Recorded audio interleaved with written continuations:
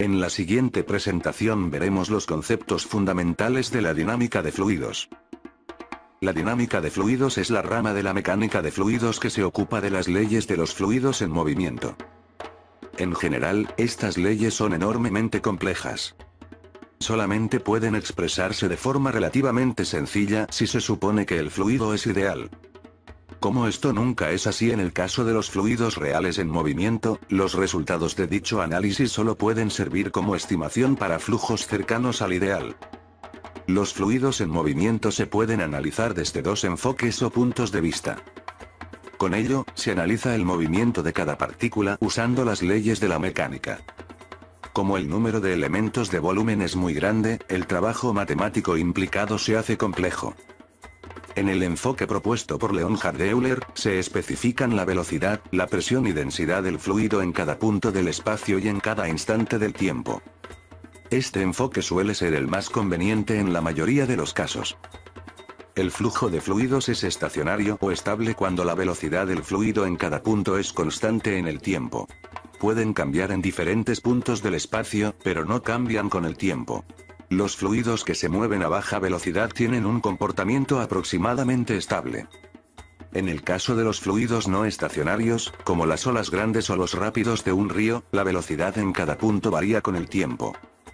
El flujo de fluidos es incompresible cuando la densidad del fluido en cada punto es constante en el tiempo. En general, el flujo de líquidos y gases es incompresible. La viscosidad es para el movimiento de fluidos el análogo de la fricción para el movimiento de sólidos.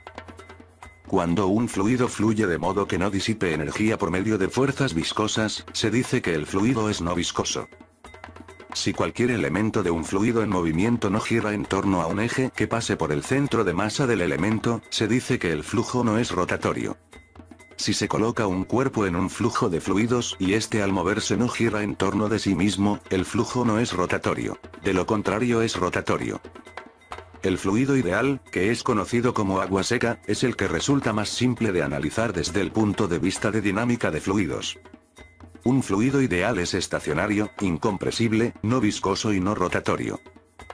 Aunque es un caso muy simplificado, se pueden obtener resultados útiles a partir de su análisis.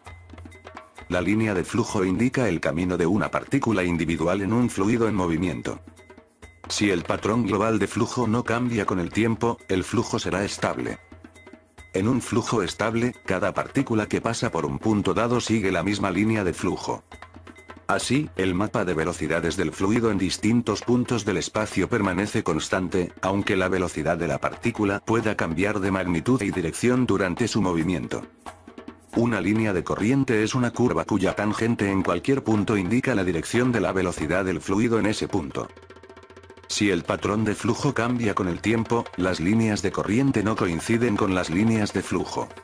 Para situaciones de flujo estable, las líneas de corriente y las líneas de flujo son idénticas.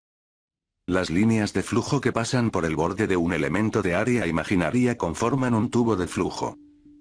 Si el flujo es estable, el fluido no puede cruzar las paredes laterales de un tubo de flujo, y los fluidos de diferentes tubos de flujo no pueden mezclarse.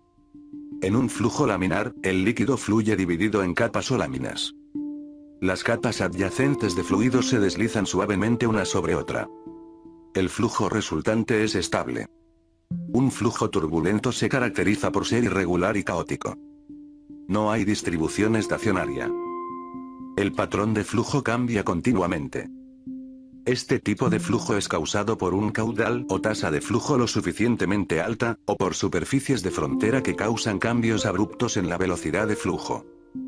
Supongamos una corriente de agua, por ejemplo, un arroyuelo, o simplemente el agua que corre por una cañería. Se denomina caudal o gasto Q de la corriente al cociente entre el volumen V de líquido que pasa por una sección S, y el tiempo T que emplea en pasar.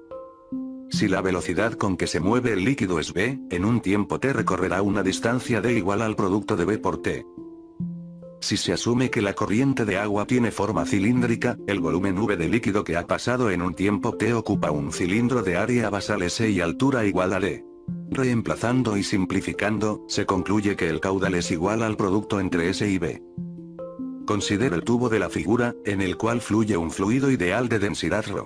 El tubo tiene dos secciones, una ancha de área de sección transversal a sub 1 y la otra angosta de sección a sub 2.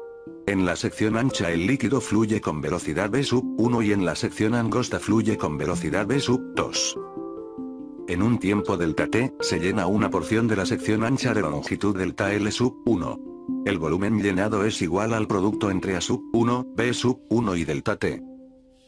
La masa de fluido en la sección ancha es igual al producto entre ρ, A sub 1, B sub 1 y delta t. En ese mismo tiempo delta t, se llena una porción de la sección angosta de longitud delta L sub 2.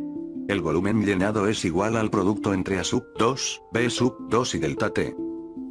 La masa de fluido en la sección angosta es igual al producto entre ρ, A sub 2, B sub 2 y delta t. La masa en ambas secciones es la misma.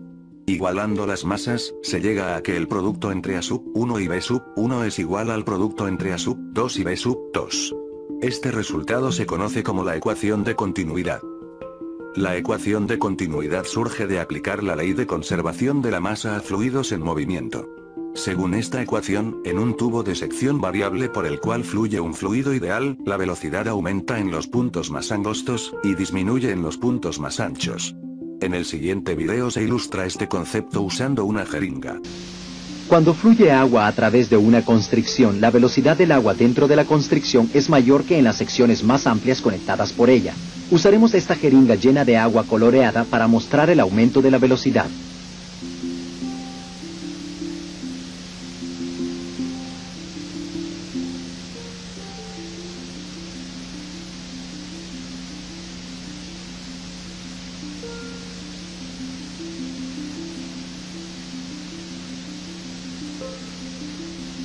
Cuando se empuja lentamente el émbolo de la jeringa, el agua en su interior se mueve a la misma velocidad que el émbolo, es decir, a menos de 1 centímetro por segundo.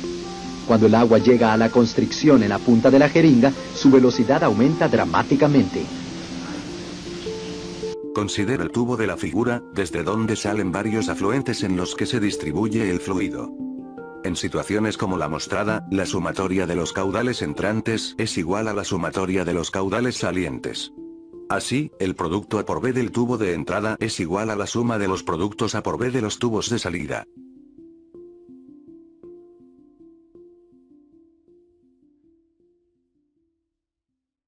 Muchas gracias por su atención.